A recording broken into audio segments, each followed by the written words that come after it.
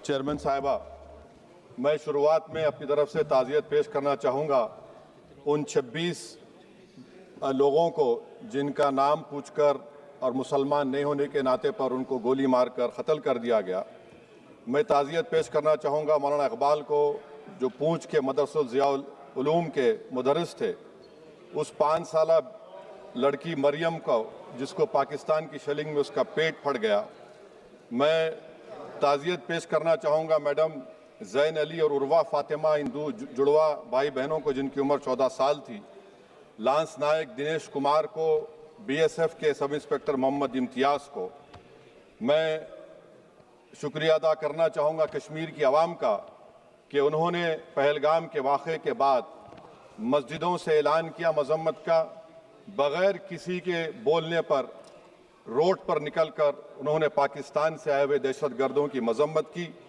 मैं मुबारकबाद देता हूँ हमारी मुसल्लह अफ़वाज को कि उन्होंने एक अजीम कुर्बानी पेश की और बहादुरी के साथ ऑपरेशन सिंदूर में भारत को कामयाबी दिलाई। मैं मुसल्लह अफ़वाज ने पहले 9 दहशतगर्द ठिकानों पर उनको निशाना बनाया और सबसे मेरी नज़र में जो दहशतगर्दी के दिल पर हमला हुआ वो भावलपुर का था और 6 एयरफील्ड, 3 हैंगर और 2 रनवेज को हमने तबाह किया। बाद में ऑपरेशन सिंदूर की कामयाबी की एक अहम वजह यह थी मैडम कि मुल्क में इत्तेहाद और इत्तेफाक पैदा हो गया था, एक यूफोरिया पैदा हो गया था, मगर अफसोस कि हुकूमत ने उसका फ़ायदा नहीं उठाया। मैं आज भी कह रहा हूँ, जिम्मेदारी के साथ कह रहा हूँ कि पाकिस्तानी फ़ौज, पाकिस्तान की ISI, पाकिस्तान का डीप स्टेट, उनका हयाती मकसद ये है कि हमेशा भारत को कमज़ोर किया जाए और अगर हमको इन ताकतों को कमज़ोर करना है तो देश में इत्तेहाद और इत्तेफाक को बरकरार रखना पड़ेगा। अगर हम बुलडोज़र के ज़रिए या फिर लिसानी जबर के ज़रिए या मजहबी फ़िरक़ा परस्ती के ज़रिए अक़लियतों को निशाना बनाएंगे तो हम खुदा ना खास्ता उन पड़ोसी मुल्क के दहशतगर्द तंजीमों को कहीं कामयाब ना हो जाए। मैडम, मैं आपके सामने ये भी कहना चाहूँगा कि इत्तेहाद और इत्तेफाक इस मुल्क में जब मजबूत होगा तो हमको बैनुल अक़वामी सतह पर दिखाने की ज़रूरत नहीं पड़ेगी। मैं आपकी तरफ से हुकूमत से चंद सवालात करना चाहूँगा कि वज़ीर आज़म ने कहा कि खून और पानी एक साथ नहीं बह सकते, आतंकवाद और बातचीत एक साथ नहीं हो सकती। तो मेरा सवाल आपके ज़रिए से वज़ीर आज़म और हुकूमत से ये है, फिर जिन इंसानों को बैसारा की वादी में मारा गया था, क्या आपका ज़मीर इस बात की इजाज़त देता है कि आप ट्रेड बंद कर दिए, पाकिस्तान का एयरक्राफ्ट हमारे एयर स्पेस में नहीं आ सकता, उनकी कश्ती हमारे पानी में नहीं आ सकती, ट्रेड खत्म हो चुका है डायरेक्ट इनडायरेक्टेड, आपका ज़मीर जिंदा क्यों नहीं है? किस सूरत से आप पाकिस्तान से क्रिकेट मैच खेलेंगे जब हम पानी नहीं दे रहे हैं? 80% पानी पाकिस्तान का हम रोक रहे हैं, ये कहकर के पानी और खून नहीं बहेगा, आप क्रिकेट मैच खेलेंगे? मैडम, मेरा ज़मीर तो गवारा नहीं करता कि मैं उस मैच को देखूंगा। क्या इस हुकूमत में इतनी हिम्मत है कि उन 25 मरने वालों को फोन करके कहे कि देखो हमने ऑपरेशन सिंदूर में बदला ले लिया, अब तुम पाकिस्तान का मैच देखो? बड़ी अफसोस की बात है मैडम, अकाउंटेबिलिटी किस पर है? पहलगाम किसने किया? 7.5 लाख हमारी फौज और सेंट्रल पैरामिलिट्री फोर्स है, ये कहां से 4 चूहे घुसकर हमारे भारत के नागरिक को मारे? अकाउंटेबिलिटी किस पर फिक्स होगी? LG पर फिक्स होगी तो LG को बरतरफ करिए, IB पर आती है तो एक्शन लीजिए, पुलिस पर आती है तो एक्शन लीजिए, मगर आप ये समझ रहे हैं कि ऑपरेशन कर दिया और हम खामोश लोग भूल जाएंगे। अकाउंटेबिलिटी फिक्स करना पड़ेगा। मैडम, डिटरेंस आपकी क्या है?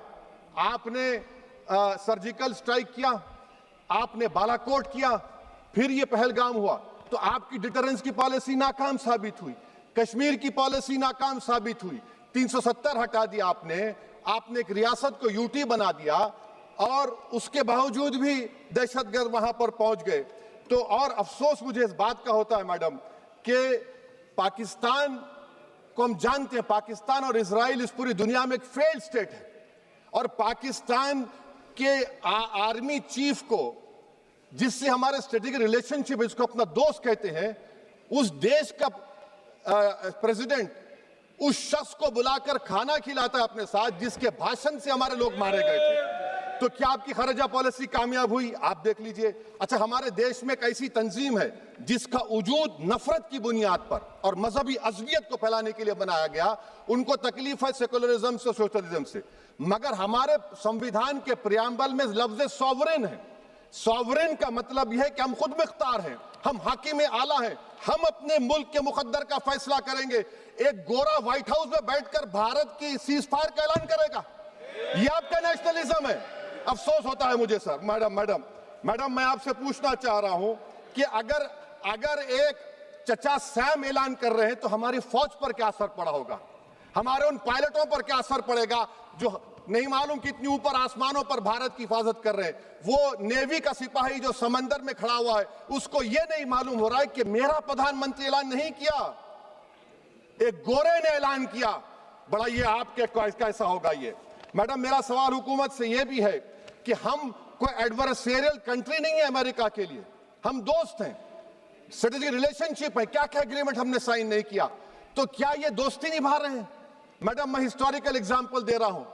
क्रुश्चेव और टीटो, क्रुश्चेव ने दबाव डाला, टीटो ने कहा मैं नहीं मानता, मैं नैम ज्वाइन करूंगा। मैडम, फ्रांस और यूएसए, डिगोल को जब यूएसए ने दबाव डाला तो डिगोल ने कहा कि तुम दोस्त हो मगर हमारी खारिजा पॉलिसी आजाद ना है। मैडम, वहीं पर आप देखिए गुजराल साहब, जिसको कहते सबसे कमजोर थे, वजीर आजम थे, उन्होंने बहादुरी का मजारा है कि रिफूलिंग करने नहीं दिया। वियतनाम 20 साल यूएसए लड़ा मगर झुका नहीं, और हम उनको बोल भी नहीं पा रहे, हम तो कोई दुश्मन मुल्क तो नहीं है अमेरिका के, ये आपको समझने की जरूरत है।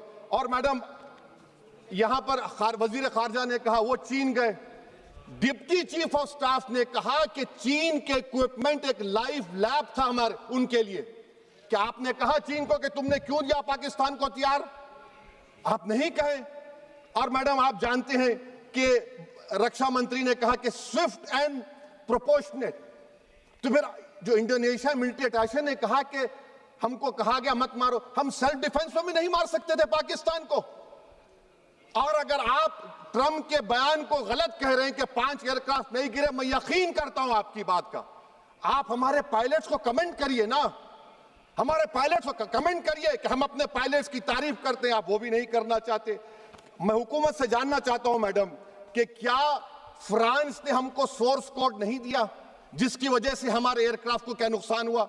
अब मुस्तकबिल में आप हथियार खरीदेंगे तो क्या आप सोर्स कोड हासिल करेंगे? और मैडम, मैं आपको बताना चाह रहा हूं, मेरे सवाल का जवाब हुकूमत दे।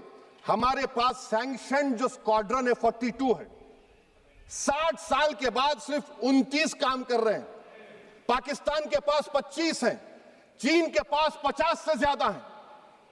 11 साल से आप सरकार में हैं, सबमरीन नहीं है, थर्ड एयरक्राफ्ट कैरियर कहां पर है आप बताइए। और मैडम, FATF में लाना पड़ेगा आपको। अगर आप विश्व गुरु हैं तो हम आपको चैलेंज कर रहे हैं, आप G7 के कंट्रीज को, GCC को और चचा सैम को राजी कराइए कि पाकिस्तान को, मैडम खत्म कर रहा हूं, FATF में दोबारा लाया जाए। मैडम, ऑल पार्टी मीटिंग हुई, देखिए कितना कॉन्ट्रडिक्शन है केंद्र सरकार में और स्टेट सरकार में। ऑल पार्टी मीटिंग में मैं था, केंद्र सरकार ने कहा कि नहीं, बैसारन मिडोस पर तो कोई जा ही नहीं सकता, जून से पहले इजाजत लेना पड़ेगा। बाद में हमको मालूम हुआ कि साल भर खुला रहता मिडोस सिवाय बारिश और स्नो के। ये कॉन्ट्रडिक्शन है केंद्र सरकार में। वहां पे मैं हुकूमत से मुतालबा करता हूं मैडम आपके जरिए से कि कौमी सिक्योरिटी को, नेशनल सिक्योरिटी को, खारिजा पॉलिसी को, फॉरेन पॉलिसी को राजनीति का मुद्दा मत बनाइए, राजनीति का मुद्दा मत बनाइए। ये हमारे मुल्क में मुफाद होगा, हमारे मुल्क के इत्तेहाद और एकजुटती को आप एक वोट का जरिया मत बनाइए। और मैं एक आखिरी बात पूछ रहा हूं मैडम, क्या चीन ने हमसे कहा था कि सीज फायर कर लो? और कैसे पाकिस्तान ने हमारे पायलट्स की बातों को सुना कि हमारा कम्युनिकेशन एनक्रिप्ट नहीं है? मैडम, आखिर में मैं अपने शेर से इस अपनी बात को खत्म करूंगा कि अपने ही हाथों से सर अपना कटाना है हमें, मादर हिंद पे भेंट चढ़ाना है हमें, किस तरह मरते हैं एहरारे वतन भारत पर, यह तमाशा है जो दुनिया को दिखाना है हमें। ये मैं भारत की उस बहादुर फौज के नाम पे करता हूं, मुसल्ह फौज के नाम पे करता हूं। ये शेर कहने वाला कोई बीजेपी का नहीं था, ये शेर कहने वाले का नाम शेर था, शहीद अशफाकुल्लाह। मैं फिर से हुकूमत से कह रहा हूं पाकिस्तान टेररिज्म करेगा। आप तैयार हो जाइए। आप चीन से मोहब्बत, कितना इम्बैलेंस हुआ ट्रेड का, कितना इम्बैलेंस हो रहा है चीन से। अच्छा, जब गलवान हुआ उस वक्त भी ट्रंप ने कहा था कि मैं बात करूंगा, हमने कहा नहीं बात करेंगे, जरूरत नहीं है। आज ट्रंप हमारे से पहले बोलता है इज्जत नफ्स भी कोई चीज होती है। इख्तिदार में कोई यहां रहेगा, कोई वहां रहेगा, मगर इख्तिदार में इकबाल होना चाहिए। बदबख्ती की बात यह है कि आपने इकबाल को खो दिया। बहुत बहुत शुक्रिया। अब मान्यवर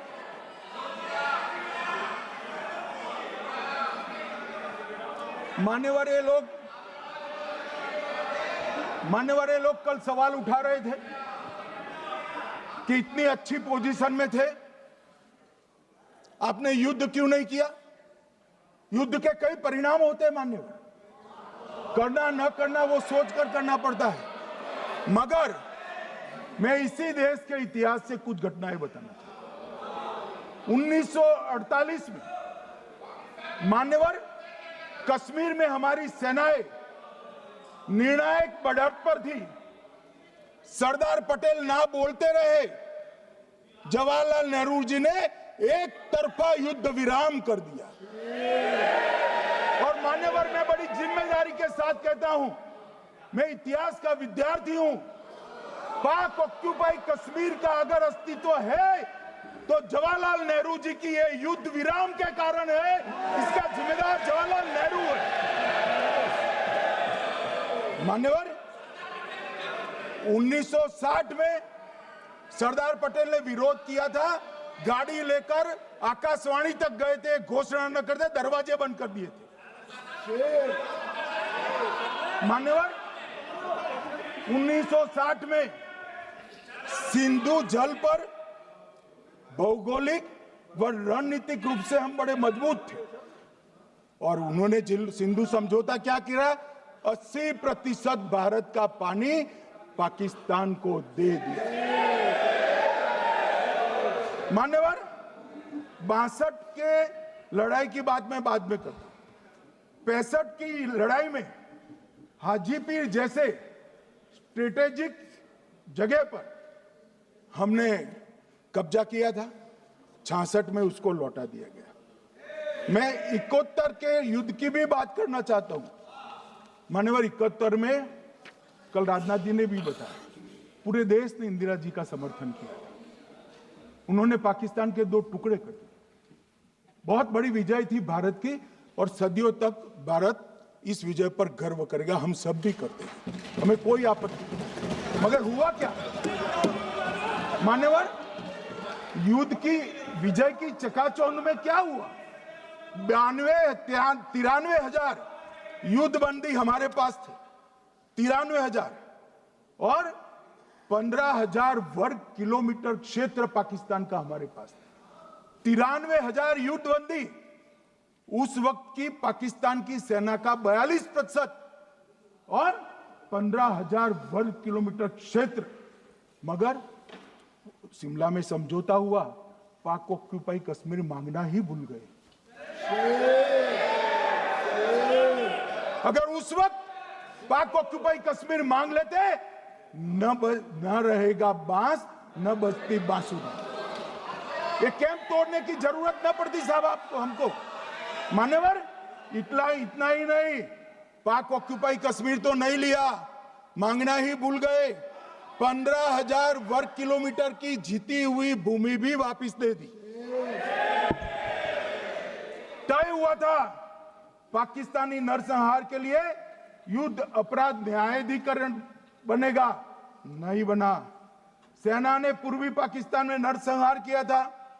195 पाकिस्तानी अधिकारियों पर मुकदमा चढ़ना था।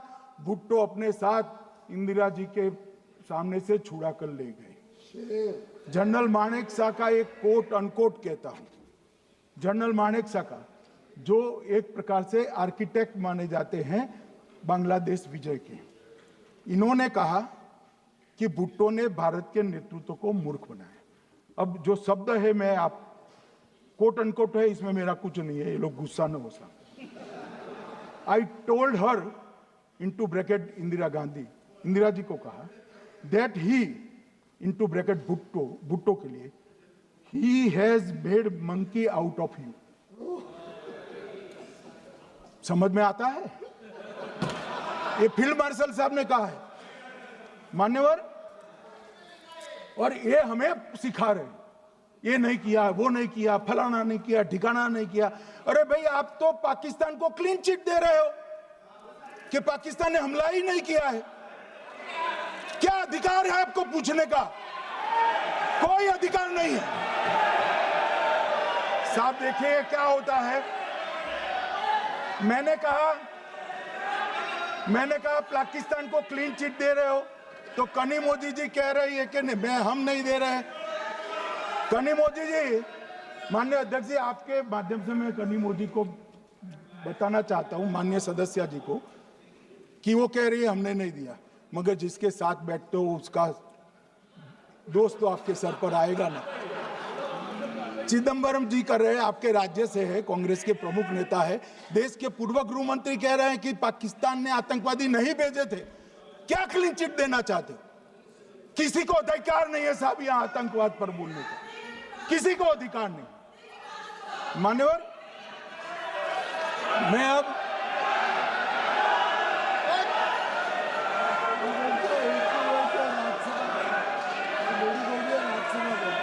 मान्यवर, मैं उनको बताना चाहता हूं, अभी आधा भी नहीं हुआ है, जरा सुनो।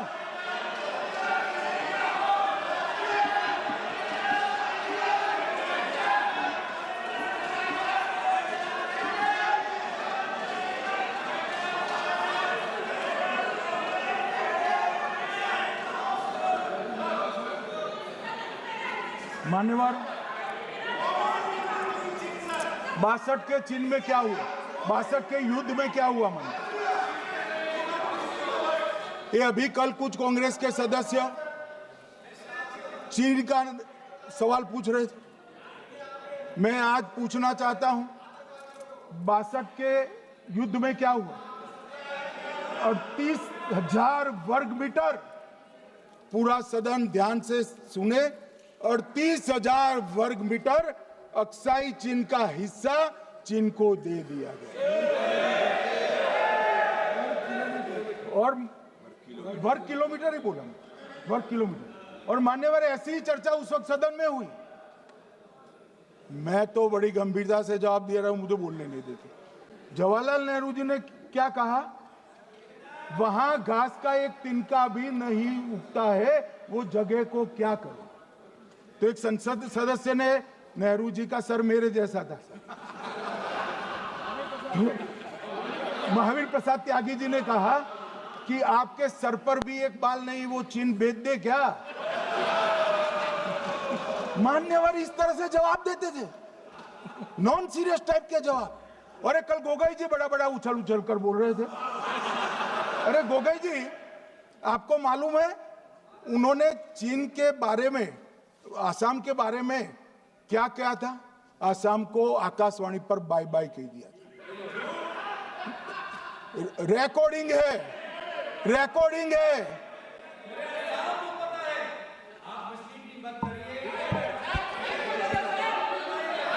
मान्यवर, मैं भी सहमत हूं, पूरे आसाम को पता है। मान्यवर,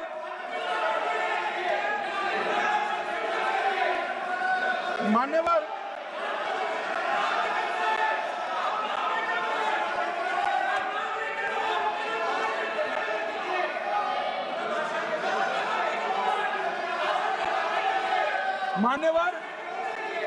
मुझे मालूम है पूरे आसाम को पता है, इसीलिए तो वो विरोध पक्ष में बैठे वहां पर आसाम में, पूरे आसाम को पता है।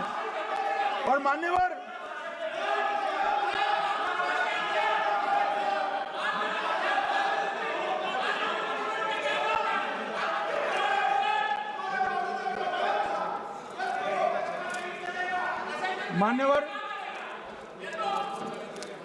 मान्यवर, जोर से बोलने से सत्य को छिपाया नहीं जा सकता।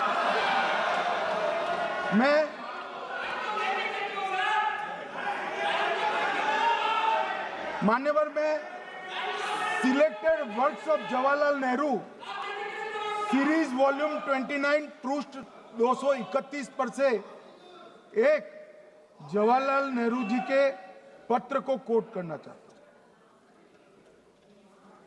अनौपचारिक रूप से संयुक्त राज्य अमेरिका ने यह सुझाव दिया कि चीन को संयुक्त राष्ट्र में तो ले लिया जाए, मगर सुरक्षा परिषद को नहीं। सुरक्षा परिषद में भारत को लेना चाहिए। यह अमेरिका का प्रस्ताव था।